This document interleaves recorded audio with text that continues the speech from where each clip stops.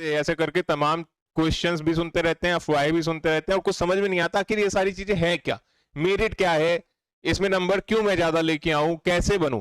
तो हमारी अपनी मेरिट कैसे निकाली जा सकती है, हम अपने आप को किस तरीके से मेरिट लिस्ट में देख सकते हैं, या अभी हमारी मेरिट क्या हो सकती है, इस चीज को कैसे जान सकते हैं, आज इस वीडियो में हम लोग डिस्कस करने वाले हैं। ठीक है, तो बने रहिए हमारे साथ और इस वीडियो को लाइक करें, शेयर करें अपने सभी मित्रों को जो आपके साथ भी पढ़ते हैं और जिनको भी मेरिट बनाने या इससे संबंधित जानकारी नहीं है उनको शेयर कर सकते हैं। तो सबसे पहले अगर हम बात करते हैं जो सुपर टेट होता है ना, यूपी टेट पास हो गए तो पहले तो यूपी टेट पास होना बहुत जरूरी है। ठीक है, यूपी टेट में कितने नंबर आए हैं डजंट मैटर, ठीक है, क्वालिफाई होना जरूरी है, क्योंकि यूपी टेट की मेरिट सुपर टेट में अफवाह फैलाते हैं कि यूपी टेट की मेरिट जुड़ेगी सुपर टेट में, तो वैसा नहीं है।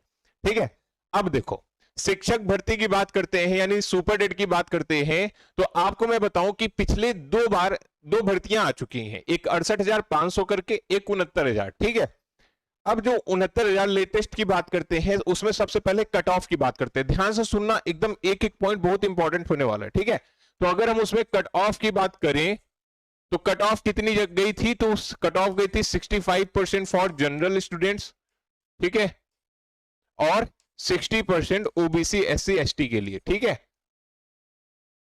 OBC and other.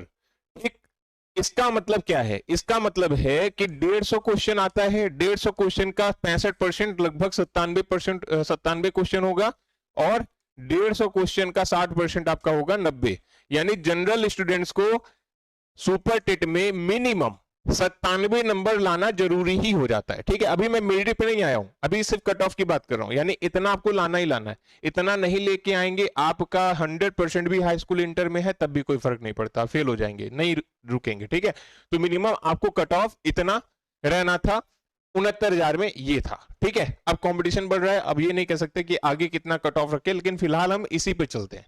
ठीक, अब बात करते हैं आगे की, तो यहां पे अगर हम आपको एक चीज बताएं, आप समझो कि जो 100% मेरिट बनती है वे किस आधार पर बनती है, 100% मेरिट वे कैसे डिवाइड होती है या क्या है उसको समझते हैं। देखो इसको हम दो भाग में बांट लेते हैं। ठीक है, एक 60% और एक 40%। अब बोलोगे ऐसा क्यों किया, ऐसा इसलिए किया क्योंकि जब मेरिट बनती है तो उसमें दो भाग में हम मेरिट में नंबर जोड़ते हैं, मेरिट।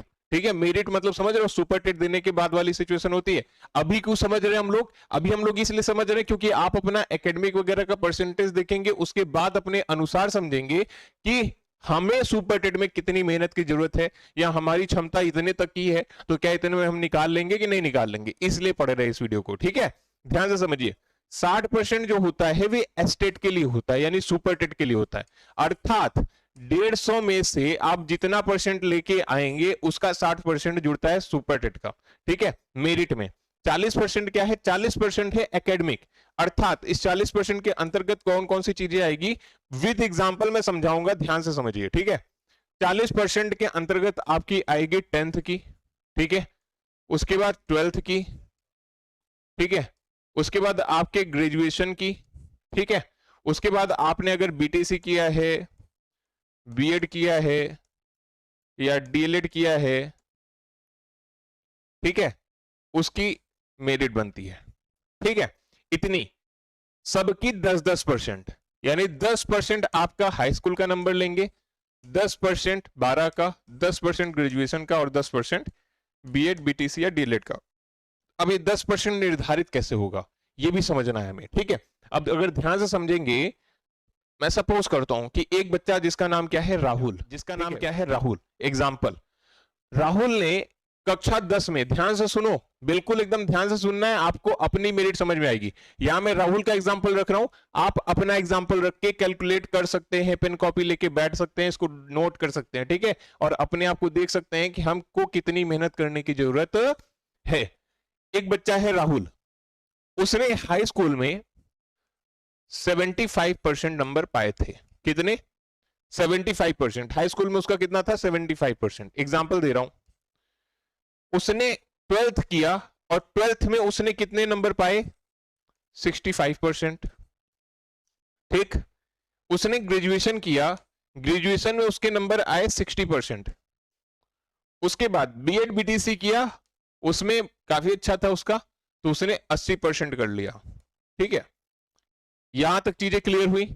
एक राहुल नाम का बच्चा है, उसने कक्षा 10 में उसका 75% नंबर आया था, 10 में से 65 और 60 ऐसे, ये परसेंटेज है, नंबर नहीं, क्या है परसेंटेज। अब ध्यान सुनो, अब हमने कहा था कि 10th का 10% लिया जाएगा, तो 75 का 10% कितना होगा मित्र, जल्दी से बताएंगे, 7.5%।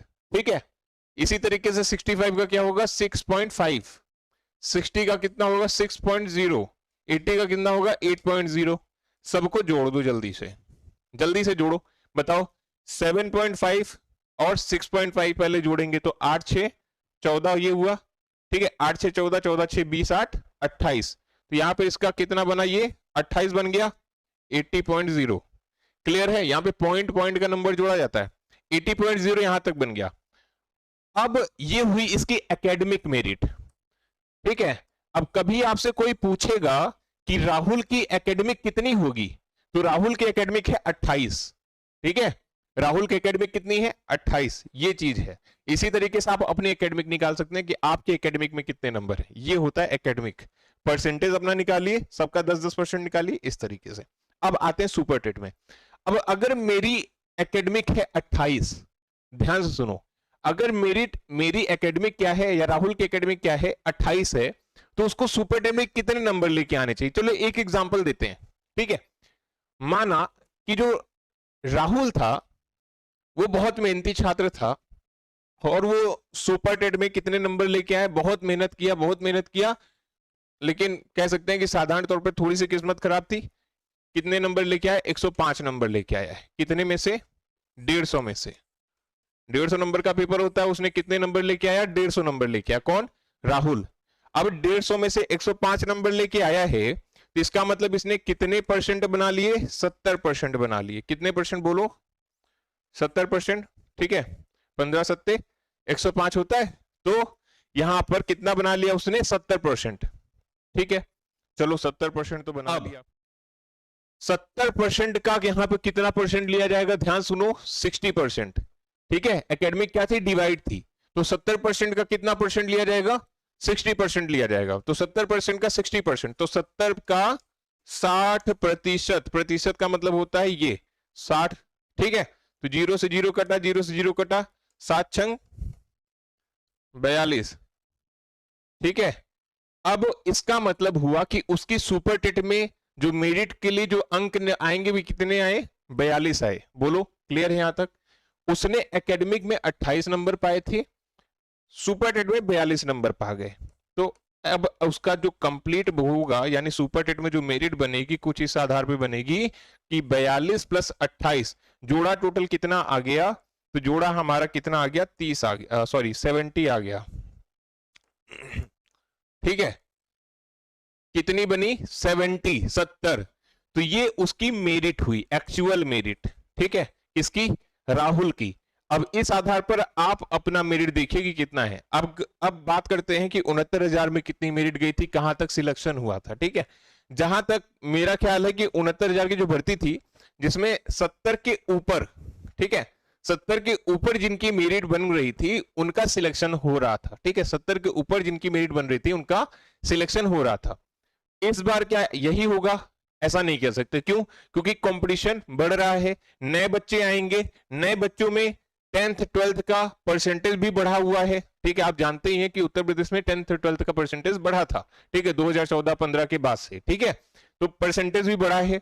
उसके बाद अगर हम बात करते हैं यूपी टेट की रिजल्ट की, तो पहले आपको पता है कि 23% के आसपास रिजल्ट आया था, इस बार 27% रिजल्ट आया है।